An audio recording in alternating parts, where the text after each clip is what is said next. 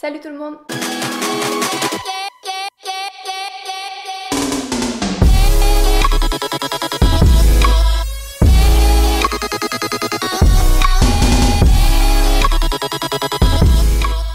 Aujourd'hui je vous retrouve pour une vidéo que je suis trop contente de filmer. Je vais vous parler, comme vous l'avez vu dans le titre de cette vidéo, de mes notes du baccalauréat. C'est un peu une vidéo blabla pour vous parler de mon expérience, pour vous donner quelques conseils aussi et surtout pour rassurer certaines personnes qui stressent pour l'examen du bac, ce qui est totalement normal. Je suis vraiment la première à avoir été stressée pour cette épreuve. N'hésitez pas à laisser un like, un commentaire et à vous abonner à ma chaîne si cette vidéo vous plaît. J'adore ce que je fais et j'adore vous créer des vidéos, partager avec vous mon expérience et mes conseils. Je pense que j'ai à peu près tout dit, donc on va commencer tout de suite, c'est parti. Donc je prends ma petite feuille du baccalauréat, voilà, je suis vraiment trop contente de l'avoir en main. Donc on va commencer par les épreuves anticipées, c'est-à-dire les épreuves que l'on passe à la fin de la première. Comme vous le savez peut-être, j'ai passé un bac ES, donc fin de première j'ai passé les épreuves de français écrit, français oral, sciences et TPE. Français écrit, j'ai eu 10, voilà. J'étais pas hyper forte en français, c'était pas une matière que j'appréciais vraiment. Voilà, je voulais pas avoir en dessous de 10.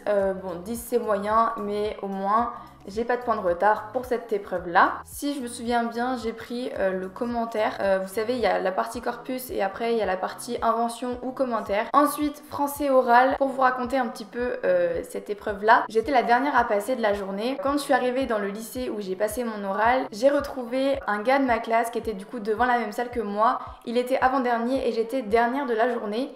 Et il restait deux œuvres, celle que toute la classe préférait et celle que toute la classe détestait. Donc j'avais une chance sur deux de tomber sur celle que j'aimais et celle que j'aimais pas. Et c'était l'œuvre que je détestais, comme vous pouvez le deviner, je pense. Donc voilà, donc je suis tombée dessus, j'étais totalement dépitée en rentrant dans la salle. J'ai fait mon oral, je suis sortie et là, je ne sais pas pourquoi, je me suis mise à pleurer en fait. Genre, je pensais vraiment avoir foiré cette épreuve et dans ma tête, c'était totalement mort. J'avais foiré mon français, que ce soit à l'écrit ou à l'oral. Au final, très bonne surprise, j'ai eu 14 à l'oral de français. Ensuite, on a passé l'épreuve de sciences. Alors les sciences, ça regroupe physique et chimie évidemment. Alors moi, faut savoir que les sciences, j'étais moyenne. Je tournais aux alentours de 12 de moyenne du coup à l'année et j'ai eu 12 au bac, donc voilà, pas de surprise. Ensuite on a passé les TPE, du coup pareil en fin de première. Les TPE, si vous ne savez pas ce que c'est des travaux de groupe, vous êtes par 3 ou 4 je crois. Nous on était 3 filles. Voilà, c'était mes deux amies et ça s'est très bien passé. On voulait être un petit peu original, du coup on voulait pas faire un exposé avec un PowerPoint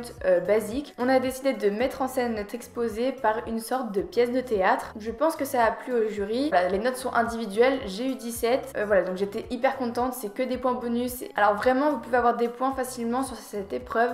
Alors ne la négligez pas vraiment et travaillez celle-ci. Voilà, cette épreuve, c'est des points faciles entre guillemets. Si vous travaillez et que vous imitez du vôtre, vous pouvez avoir une très bonne note et c'est vraiment un confort pour le bac, surtout pour l'année de terminale. On va maintenant passer à la grosse partie donc du baccalauréat, donc c'est les épreuves que l'on passe en fin de terminale. Si je me souviens bien, on a commencé par la philosophie, donc voilà, à l'année je tournais aux alentours des 9, 10, allez voir 11. J'étais pas vraiment forte dans cette matière. En philo, j'ai eu 8 au bac. Voilà, c'était pas une surprise, franchement. J'ai pas pris les dissertations. J'ai pris l'explication de texte. C'est la seule note en dessous de la moyenne. Donc on peut dire que je m'en suis plutôt bien sortie. Le mardi, nous avons passé Histoire Géo. Alors, faut savoir que l'Histoire Géo, je l'ai vraiment beaucoup travaillé. Je crois que c'est la première matière que j'ai le plus travaillé après la SES. J'avais une technique pour apprendre qui était plutôt bien, je pense, vu ma note au baccalauréat. Par chapitre, je faisais une fiche. Donc en haut, je mettais le titre du chapitre. En dessous, je mettais quelques amorces pour les mettre dans l'introduction de ma composition.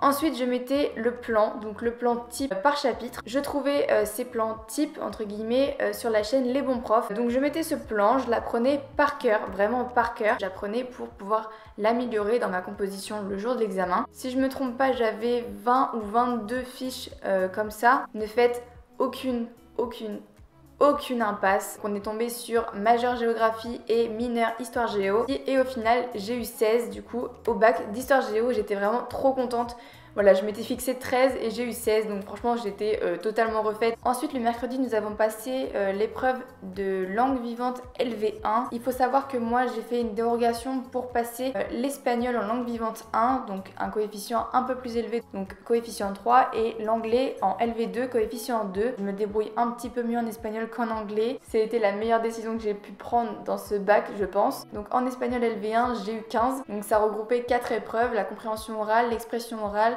compréhension écrite et expression écrite. Et en LV2 anglais j'ai eu 13. Le lendemain, donc c'est-à-dire le jeudi, nous avons passé du coup la SES et ma spécialité qui du coup était sciences sociales et politiques. Donc tout ça c'était un coefficient 9. La SES, c'est-à-dire sciences économiques et sociales, était un coefficient 7 et la science sociale et politique un coefficient 2. Donc vraiment en tout, coefficient 9, j'ai eu 11. C'était ma moyenne de toute l'année, 11 dans cette matière. Donc voilà, pas de surprise. Et ensuite, le vendredi, nous avons passé du coup mathématiques le matin. Alors, mathématiques, il faut savoir qu'il m'est arrivé une galère. Le mercredi soir, donc 2 jours avant le bac de mathématiques, je regarde ma calculatrice et là, elle s'éteint. Moi, je pensais que c'était les piles qui avaient lâché. Je change les piles, la calculette qui bug, elle fait des trucs bleus, rouges, verts, orange. J'avais mon bac de maths dans 2 jours et je n'avais plus de calculatrice. Donc, voilà, j'ai envoyé des messages à plein d'amis à moi qui n'étaient pas en terminale évidemment, et une amie à moi m'a trouvé